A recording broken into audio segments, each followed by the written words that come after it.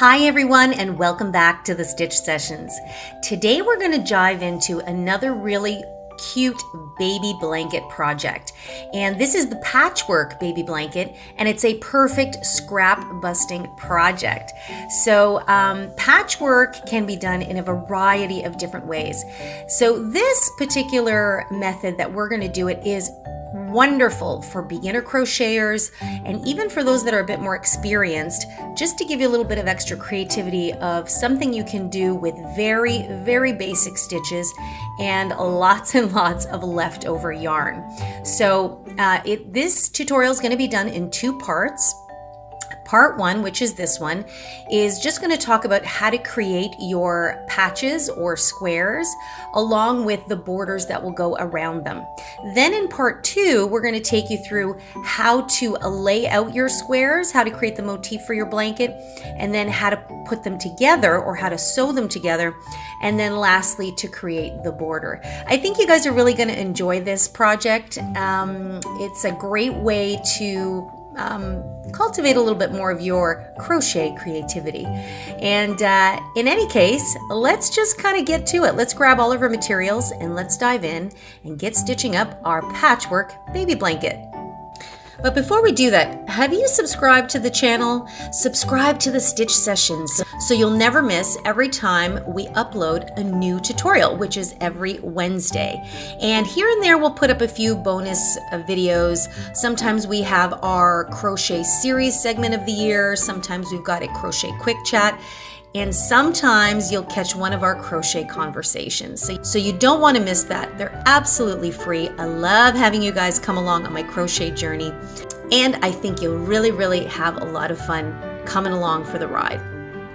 So without further ado, let's get stitching.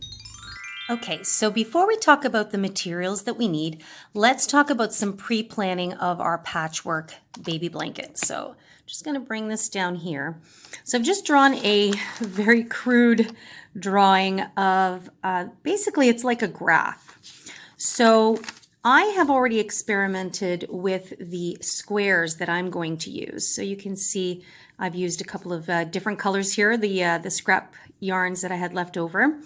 And I know that my squares are going to be 4 inches by 4 inches. So I've just made a little note here. And we're going to go in depth in this tutorial about that. So on average, a baby blanket tends to be approximately 34 inches by 36 inches in length. And I will make sure, so that would be about 86 centimeters by 92 centimeters. So definitely you should have a measuring tape on hand. So this just helps me know kind of how I want to lay out my project, because again, if you're using scrap yarn, you want it to be somewhat cohesive, or maybe not. I mean, it's completely up to you. That's the beautiful thing about scrap projects or patchwork type of projects. I do still try to attempt to show some sense of cohesion. And in fact, this is the only square, if you're noticing this, that actually has a border with 2 different colors. And that's simply because I finally ran out of my blue. Yay. I say yay because I really try and use up, when I'm using the last bits of my yarn, I want to use it all. So I thought, you know what? I'm not going to worry about it. They actually went corner to corner. So then I finished it with the pink, and I think it'll be just fine, especially considering this is a patchwork blanket. Okay, so that's the thing you want to keep in mind. Once you have your colors organized, so for me, I had some of this electric blue left over. I have a bunch of this really pretty baby pink, and I have some of this really pretty white yarn. As you can see, it's from Bernat. So how much you'll need, I would say, again, it will depend. You might want to make your baby blanket a little bit bigger. Maybe you're fitting it in the crib or the bassinet, or maybe you just want it to be like a car seat blanket. You might actually make it a little bit smaller. So I would say on average anywhere from about 150 to 250 grams. It will always, of course, depend on how tightly you crochet or how loosely you crochet. Okay, so for me, I know that my squares are 4 by 4 And so I have worked it out. So I've already made a few and I've been laying them out. So I feel like to get a decent size close to this, I'm going to make the blanket have 5 squares across and 5 squares down.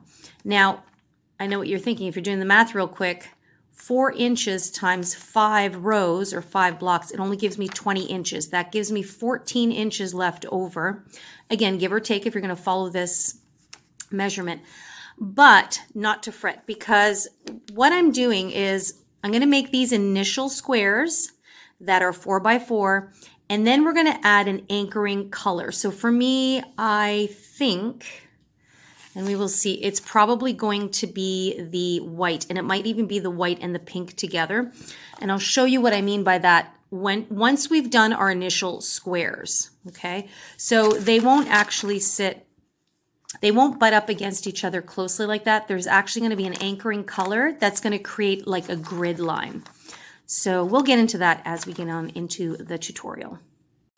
So the first things first is figure out how you kind of want your squares to lay out, and then you can kind of gauge how much of each color you need. So for me, my goal was just to simply go through the bits and bobs that I had left over. So I had this fun variegated yarn with pinks and blues, and I've had it forever, and I've used bits of it for other projects, but never been able to get through the whole thing, and I just couldn't figure out what I wanted to do with it.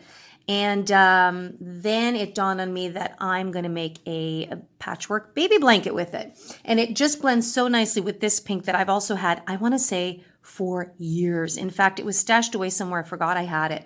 So I had these 2 colors, and then I had a bit of this electric blue left over, and I believe it's from the Impeccable yarn line, in case you're curious.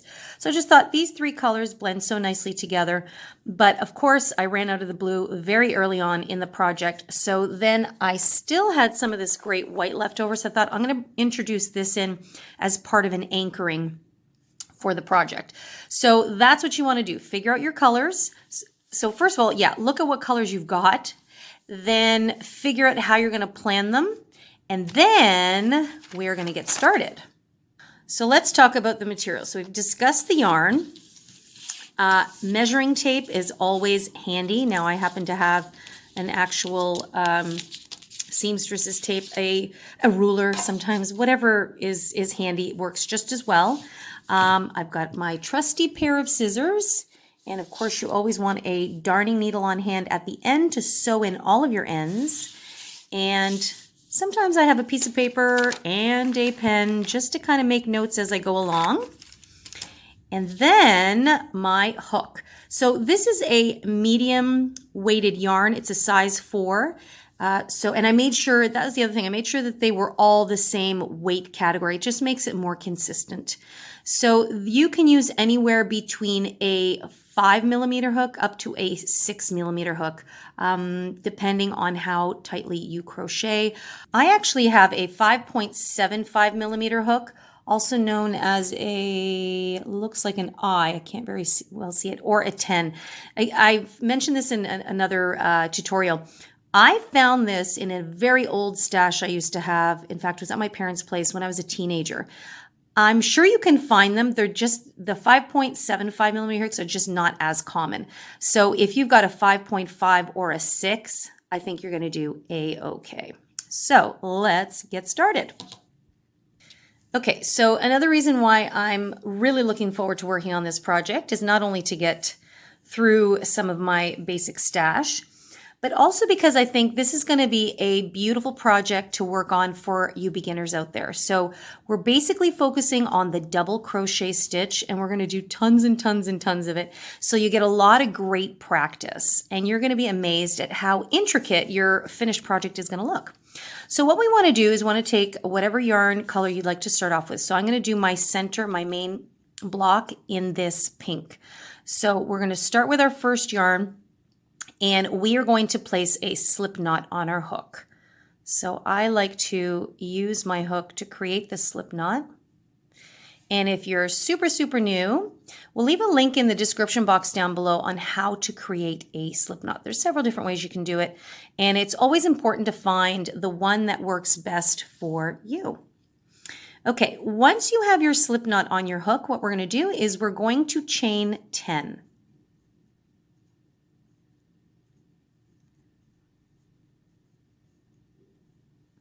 Seven, 8, 9, and 10.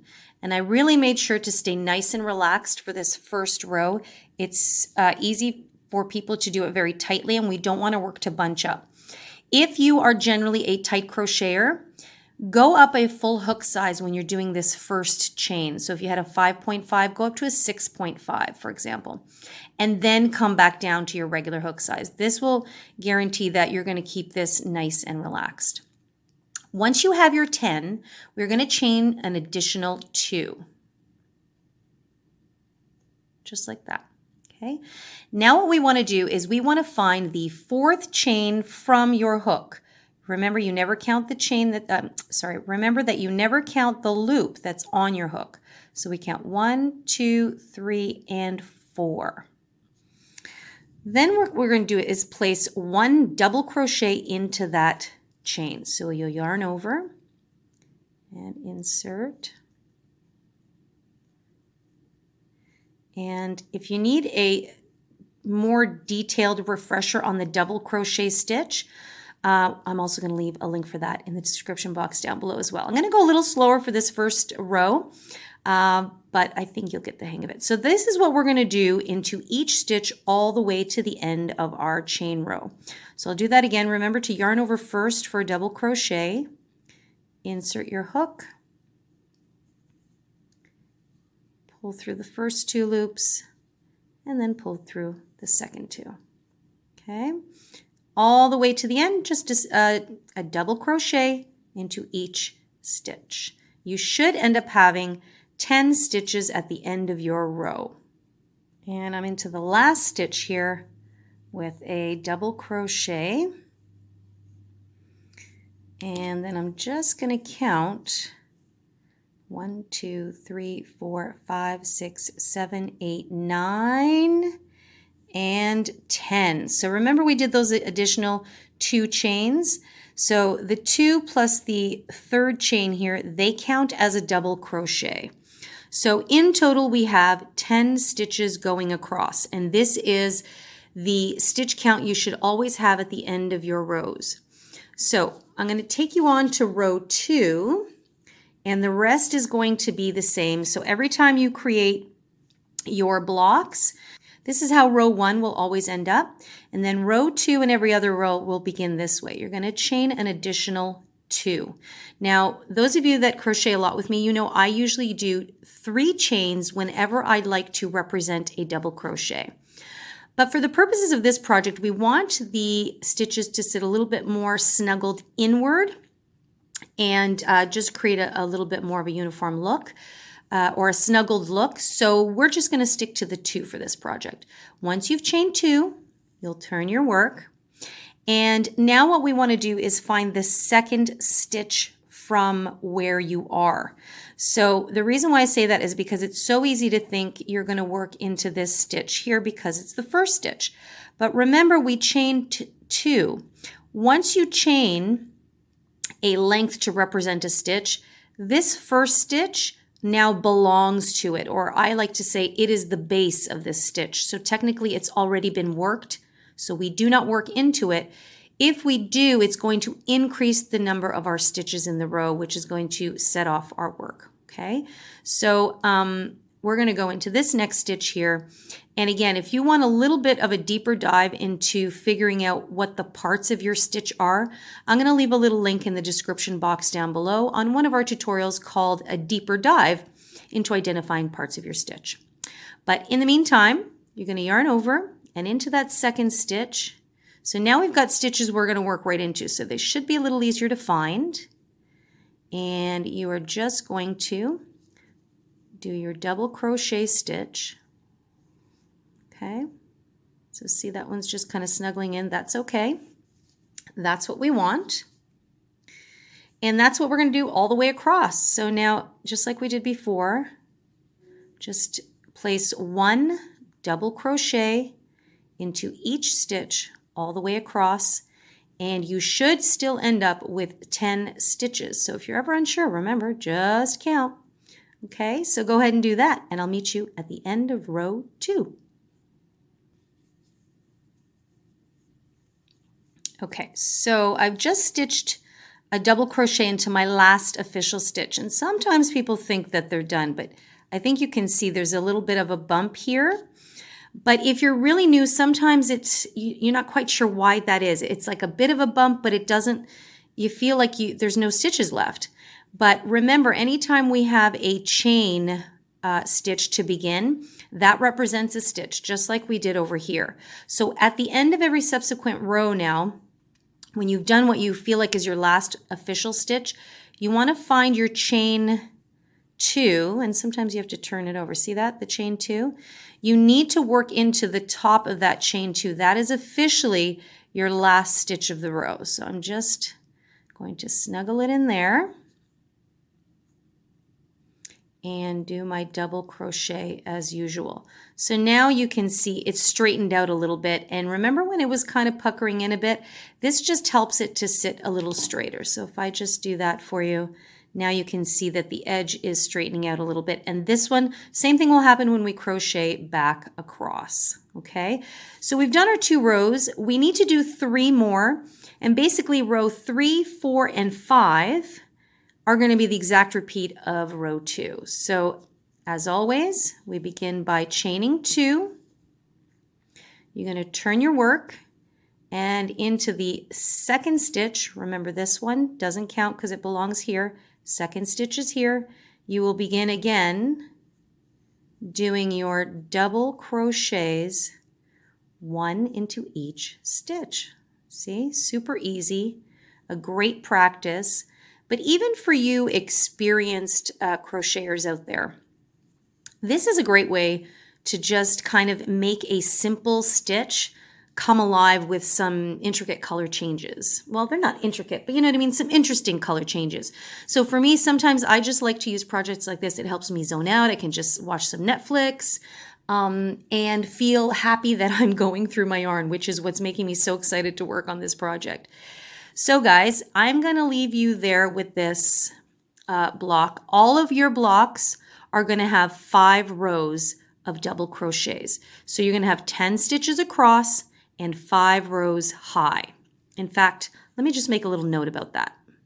Okay, so just as a little reminder for myself, I know, whoops, that my squares are 4 inches by 4 inches.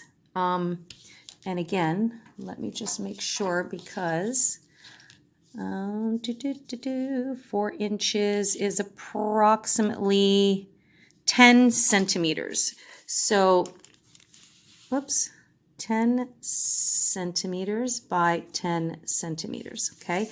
So in order to create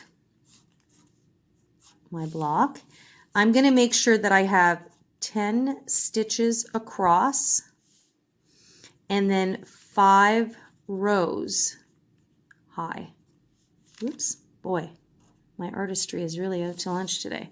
Okay, so this is what I like to call the formula for each block. 10 stitches across, 5 rows high. Okay, so just going to show you this one here. Okay, so this is what a typical block looks like. Now, don't worry about the border just yet. I'm going to get to that as soon as you finish your 5 rows. Actually, that one's a bit dark. Let's talk about this one. There we go. As soon as you finish your 5 rows, then I'm going to talk to you about creating our first border on our block. Okay, guys, finish off your 5 rows and I'll meet you back here. Okay, so I've finished my 5 rows. So your work is going to look something like this. Okay, and so now what I want to do is I'm just going to snip my yarn here. I'm going to change colors for my border. I'm just going to use a chain 1. And it's up to you. You can choose this time now to weave in your ends, or you can just try to work over them. So I tend to try to work over them. But I think what I'm going to do is I'm going to go ahead and weave in my ends for this tutorial just so that it doesn't present any opportunity for confusion. So I'm just going to weave these in real quick and I'll be right back.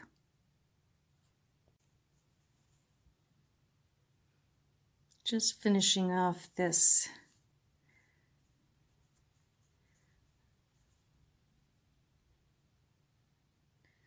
just basically trying to hide this tail in the base of some of these stitches. So just went back and forth a couple of times and then just snip my yarn. So we're good to go.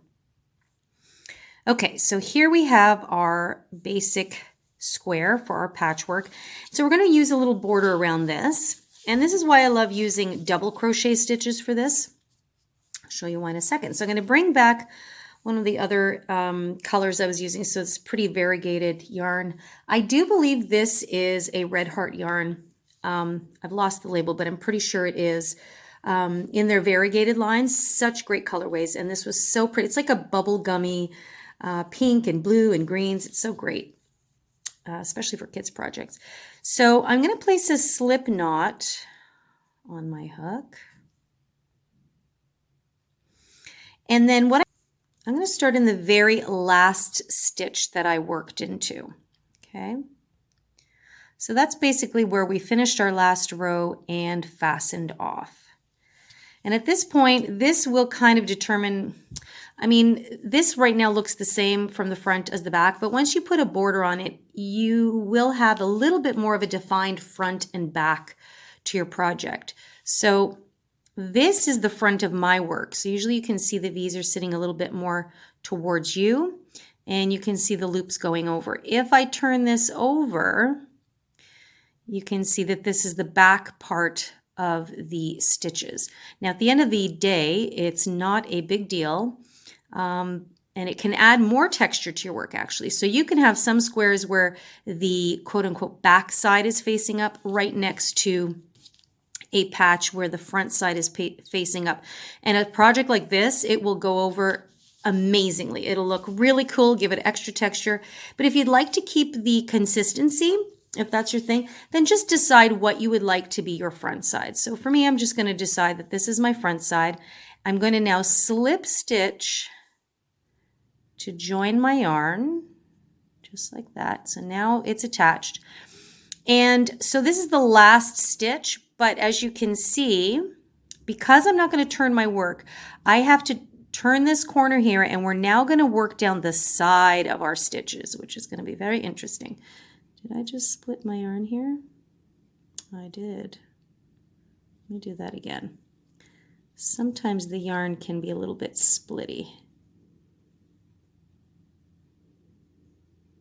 There we go. Okay. So we're going to start off right away by creating our first corner. So in order to do that, we're going to chain 4, and you will only do this every time you begin the border of your block. And I'm going to explain why. Our chain 2 out of the 4 chains is going to represent the height of a double crochet. The other 2 chains are going to represent a spacing or a spacer. We're now going to double crochet back into that same stitch. So I'm going to yarn over, insert, and finish a double crochet. So see that? It looks like a V. So this chain 2 will represent the height of a double crochet. So in every corner, you're going to place a double crochet, chain 2, double crochet. Hopefully that makes sense. So when we begin, we need to chain up the height of a double crochet, and that is why we need 4 chains at the beginning. So at this point now, this corner has allowed us to kind of curve the bend here. And so this is considered the first double crochet of our side here. So we're going to work along the side of our stitches. And generally, we are going to place 2 stitches into the sides of double crochet stitches. That's why using double crochets make it a lot easier to work with. So if we've got 5 rows, guess how many stitches we're going to end up with along the side? That's right, 10. So if we're placing 2 stitches into the side of each stitch or each row, 2 times 5 is 10, which also equals the number of stitches going across the top and the bottom. And this is what will make this project actually have a nice even looking square shape. Now you can certainly do this in rectangles, or some people do it in strips as well. But to keep it nice and even, you want the same number of stitches on all 4 sides. So after all of that, this double crochet already begins the first in a series of 10 going across our side here. Now what we want to do is we want to place one somewhere between, so we know this is the top of the stitch, this is the top of the next stitch. So let's place one somewhere in the middle of this double crochet stitch. And now some of you might think, oh, well, I'll just put it through the space. You can do that. The only thing is it starts to pull the stitches at the end apart, and it makes it a little bit too, gives it too many gaps here. We would like them, in this case I would like them, to sit a little bit more snuggled in together, and that's why I chose the chain 2 instead of chain 3 row starters. So try to nestle your hook somewhere within the loops that construct the double crochet, and I try to always get at least 2 somewhere in there, and then I resolve the double crochet as usual. Okay, just like that. That one may have been a bit too close, but you know what I'm going to do? I'm going to go all the way to the end and make sure that I can fit my 10 crochet stitches, and if that looks a bit too squished, then I'll come back and undo it. So it's a lot of kind of stop back and look and see what you like. So my next double crochet, I am going to place it at the top of the next row. So usually I can see the join of my rows is right about there, so I'm going to nestle it in somewhere there. Just like that. So that would be my third one. Now I'm going to find somewhere in the middle of this stitch, maybe right here, and finish the double crochet. Okay, so far that's looking fairly even. This one might give me a little bit of a hard time, but I'm going to see how I feel about it once I get to the end of my row. So my next stitch, I know I'm going to put it at the juncture of the rows, which is right there. So every second stitch will be a little easier to find. Okay, then I'm going to go in the middle somewhere here for the next double crochet. And I hope the focus is okay, guys. It's kind of giving me a hard time here, but do our best. So far, I don't count this one because it belongs to this side here. So I have 1, 2, 3, 4, 5, 6. So let's see how it's going to fare going all the way down. So this is my 7th one, where those 2 rows meet. And now I'm going to find one somewhere in the middle, somewhere around here. Just going to help it along there. So here is 8. And then here is my 9th stitch. And you always want your 10th stitch to be at the top of the next row. So if I turn my work this way, so this is where I did my chain 2 that began the row. So I need to stitch into there so that it creates a proper corner. God damn, I wish this thing would. So I'm going to yarn over and I'm going to find the top of that stitch.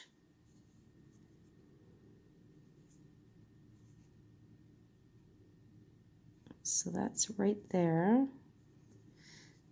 And I'm going to create a double crochet. For some reason that stitch only had 1 loop at the top there. And then I'm going to chain 2.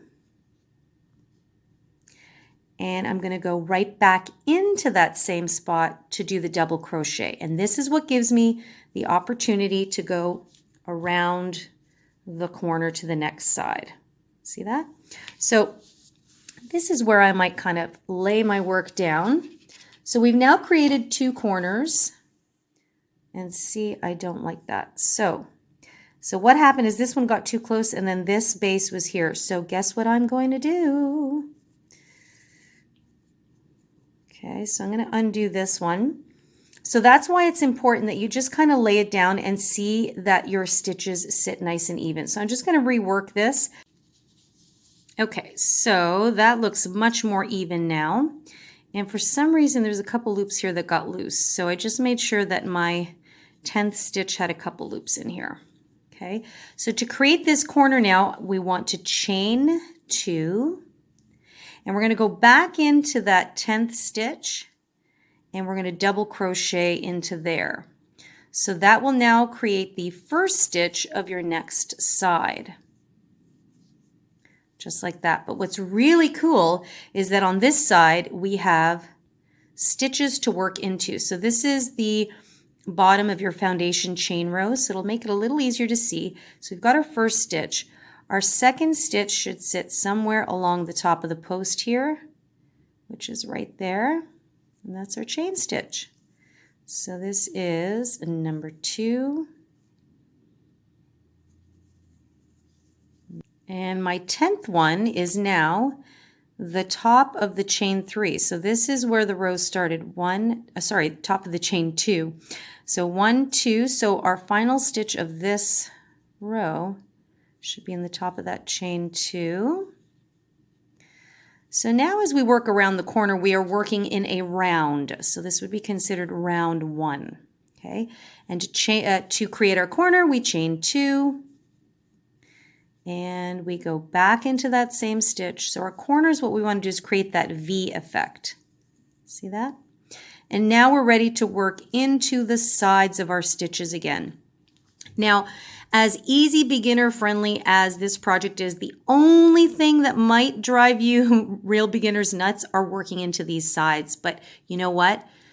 It's not the end of the world. Just make sure that when you set it down, it looks good to you, okay? So I've got see how it creates a bit of a V there? That helps me go around my bend. And it is not going to be 1000% perfect, but you know what? You just do your best and take your time and go nice and easy, and there you have it. Remember, most importantly, I'm sure it's a project you're making with the utmost of love, and it's always the thought that counts. But at the end of the day, I'm really confident that your square is still going to turn out amazing. So I'm going to let you finish off the third and the fourth side. And then I'm just going to meet back up with you when you're just ready to finish off your square. So that's our square done. Okay, so I've finished my square. I've just done my 9th stitch here.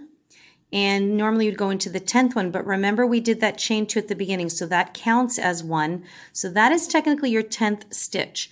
So what we want to do is we want to find the second chain. So remember there's 4 chains in total. 2 represent a spacing. So the easiest thing to do is to start from this official stitch here and count 1, 2, and into the 3rd stitch, we're going to slip stitch to join. And our square is now complete. So I'm just going to snip my yarn, just like that, and fasten off. Okay, and then I'll weave in this end. So this is your block, your patch block, okay? So you're going to have 5 rows of 10 stitches for the inside, and then we are going to work a border that you should still maintain a stitch count of 10 stitches on each side. Now, however big you've decided to do your blanket, you will need to just repeat this process for as many squares as you need. So I know that for my blanket, I need 25 squares. So there's 5 across and 5 down.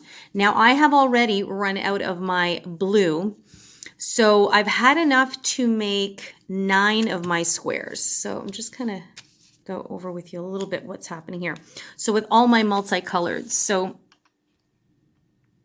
I'm just going to do that. So I've got so basically I'm just going to fill in. Now obviously these are not to scale here. Where I've got my 9. So the 9 that I've done already.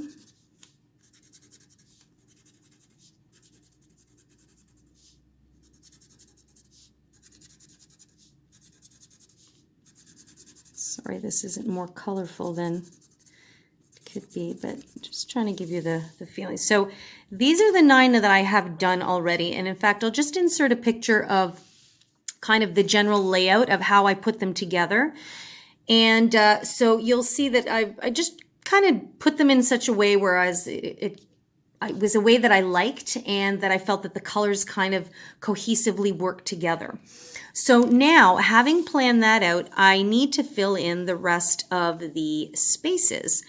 So what I want to do, because I still have tons, because I still have tons of this pink and I have a bit left of this colored yarn, what I'm going to do now is I'm going to do a bunch more squares that consist of these 2 colorways that we just did.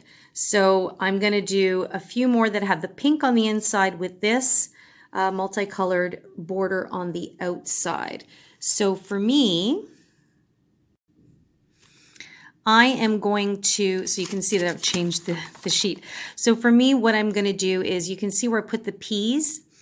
That is where I'm going to place all my pink centered squares. So some of them will definitely match up because the pink in the center was one of the ones that I used to begin with. But it's just to kind of spread it out a little bit. And now these squares here with the dots, those are the ones that I'm going to create squares with a white center.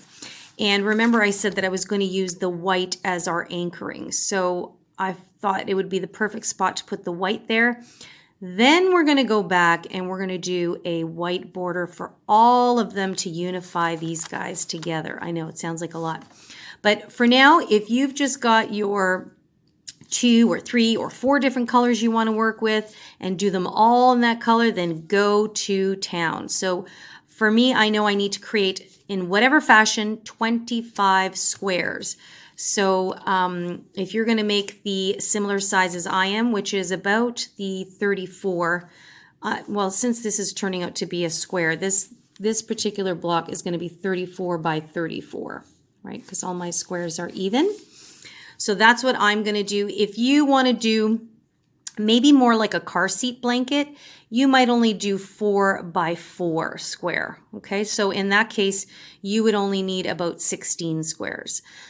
But all in all, do the number of squares that you need, and then I'll meet you back here and we're going to discuss the layout and how we're going to border them all and put them together. Okay, so I have made my 25 blocks. And again, I'm getting so excited because I am going through all of my stash. So I've now used up all of this cotton candy type of colored variegated yarn. And I've got my different little combinations going here. And then I still had tons and tons of the pink. So I ended up doing completely blocked 1 color squares. So I had lots of this pink left over. I saved a little bit because I'm hoping to add this to the border. Fingers crossed, because this is now the last of it. And this is the beautiful thing about doing patchwork type projects is it's meant to look that way. So you'll notice now that many of these have a little single crochet border in white. And I wanted to use the white to kind of tie everything in together. Now, with patchwork, you don't have to do this. In fact, you'll see a lot of times that it is just, so if I take something like this, it's just, you know, all different colors tied together. And that is part of the beauty of the patchwork. But I do like to show a little cohesion to tie everything together with a color. So I had some of this Bernat Premium White left over, and now I have this much left over. So I'm hoping, I have some other white that are similar, and I have just a few more squares to do. And the reason why I didn't do it at the beginning, because a lot of people are probably wondering, well, why don't you just do it as you went along with each square? Because again, when you're working with leftovers, you're really playing that game of trying to gauge how much of what color you have left over. And this one is a great example. I really did not want to have that little bit left over. And so I just used it there, and it will make for an interesting observational conversation piece in the blanket. So I did all of my 25 squares first with my 5 rows of double crochets and 10 stitches across. And then I did my border in the contrasting color or accompanying color. And I just did this and I did my 25 squares. Now I'm going back, and I just have a few left, and I'm just adding a little accent of white around for a border, and I'm just using single crochets. And I'm just going to show you how to do that real quick now. Then we can basically put our blanket together.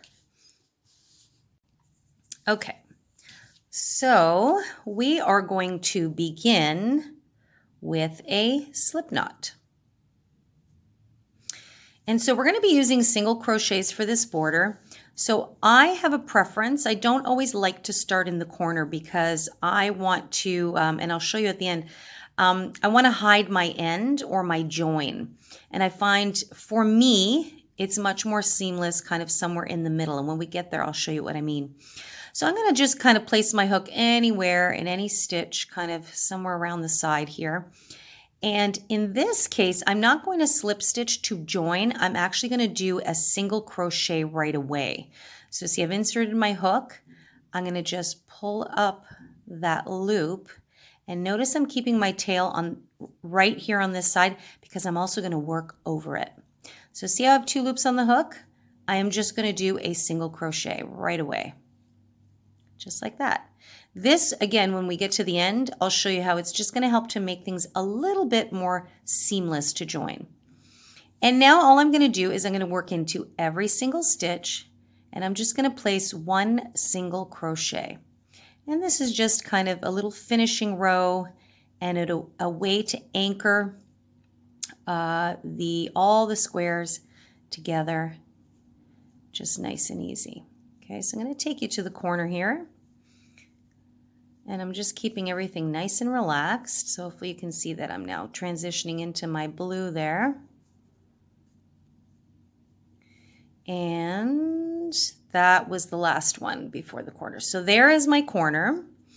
And so in our corners, what we're going to do is we're going to go into the space. We're going to work 1 single crochet. Just trying to hide that little tail there. We're going to chain 2. Now, some of you may want to chain 3 just to give you a little bit more of a relaxed look. Completely up to you.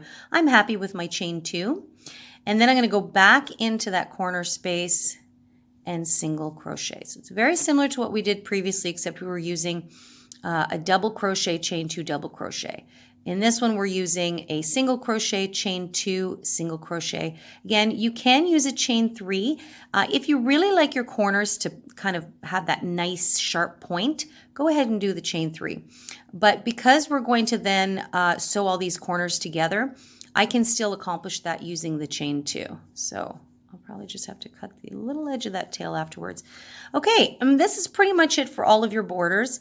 And then once you come out of the corner, I know this is dark yarn, but don't miss this stitch here. It's very easy to do because you've just stitched into the corner. So sometimes people make a boo-boo and go into that next one. You will be a stitch short. So as you can see, when you're facing the front of your work, the tops of your stitches sit slightly to the right. So the one that belongs to this post here is right here. So we don't want to miss that. Okay. And that's it, that's all. So you're going to do this all the way around, 1 single crochet into each stitch. In the corners, in the corners you're going to do single crochet, chain 2, single crochet, and continue on. So go ahead and pause the video and finish off your square. And I'm going to meet you right here, and I'm going to show you what I'm talking about, what I was talking about when I was discussing how to join in a very nice, seamless manner.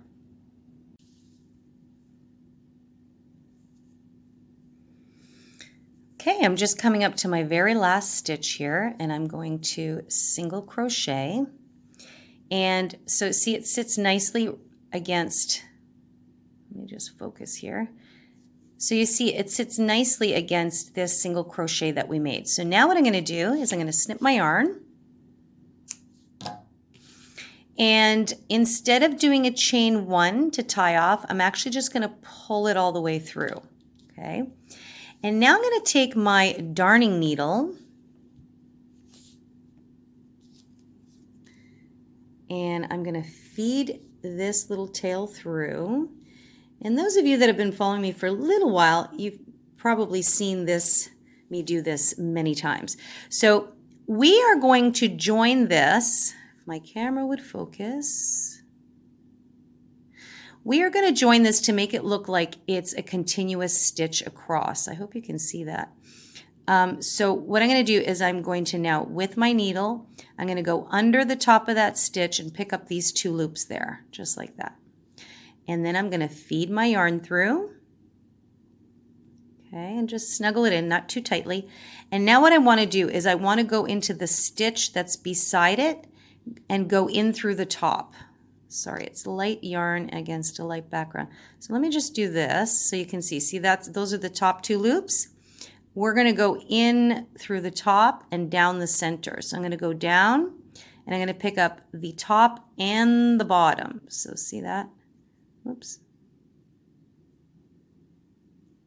There we go. Oh. Just like that. So I'm going down into the top of the stitch. I'm going to pull it through. Now I'm just going to show you something. I'm going to snuggle it and look at that. See? It just looks like it's a continuous stitch. Isn't that neat? So that's what I call the magic join or the continuous join. Hopefully you can see that. So see, when you look at the top, you can't really tell because it just looks like another stitch. And that's what I love about this method. So when you sit it down like that, it just has, you don't have that bump from the chain 1 at the end. It just gives a nice smooth finish. So when I'm doing modular projects like this where I'm going to join that, I tend to use this method a lot. If I'm doing stuff that maybe I'm going to whip stitch, I don't necessarily worry about that. Now, it's not finished because we need to secure this, right? So, whoops, I'm going to go back. And now I just kind of want to weave this in back and forth. So this came out the bottom. And then what I want to do is I just kind of want to pick up a stitch here on this side. And then I'm going to turn this around and go backward. And what that does, it helps to lock the stitch in or the tail in. So now I'm going to go through a few of these just like this to hide my tail and pull it through. And then I'm going to do that probably one more time. I like to go back and forth at least 3 times. And 3 times is the general rule. They say that's enough to secure your yarn. It's pretty locked in. But if I have a bit extra, I might do a 4th one. But this one I think is going to be okay. And then I'm just going to feed that in through there and pull it through. Ta-da! And there you have it. So here is our finishing border on our patchwork square. And again, this is the way I'm doing the patchwork. There's obviously different methods to doing this type of work, but isn't that nice? So it's got the white that kind of anchors it nicely. And this one's really cool because it's got all the way it kind of blends in. So, you know, then you can start kind of mapping out how you're going to do your squares.